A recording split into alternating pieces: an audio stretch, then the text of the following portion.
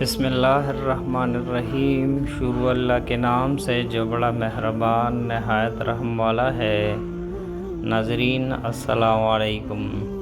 حضرت عمر بن خطاب خلافت سنبھالنے کے بعد بیت المال میں آئے تو لوگوں سے پوچھا کہ حضرت ابو بکر رضی اللہ تعالیٰ عنہ کیا کیا کرتے تھے، تو لوگوں نے بتایا کہ وہ نماز سے فارغ ہو کر کھانے کا تھوڑا سا سامان لے کر ایک طرف کو نکل جایا کرتے تھے۔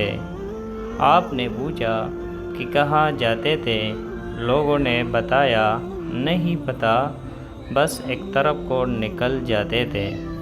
آپ نے کھانے کا سامان لیا اور اس طرف کو نکل گئے، لوگوں سے پوچھتے ہوئے کہ حضرت ابو بکر کس جگہ جاتے تھے۔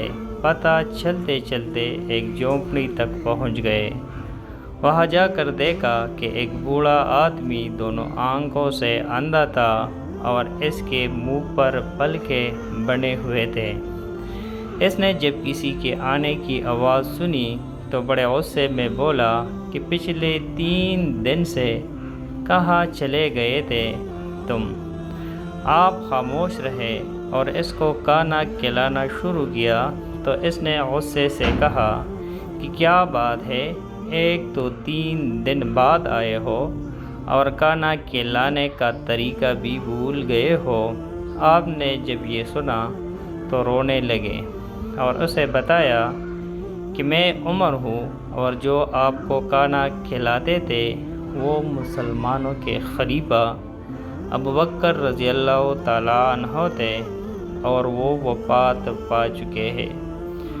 جب اس بوڑھے نے یہ بات سنی تو کھڑا ہو گیا اور کہا کہ اے عمر، مجھے کلمہ پڑھا کر مسلمان کر دے۔ پچھلے 2 سال سے وہ آدمی روز میرے پاس آتا اور کھانا کھلاتا رہا، ایک دن بھی اس نے مجھے نہیں بتایا کہ میں کون ہوں۔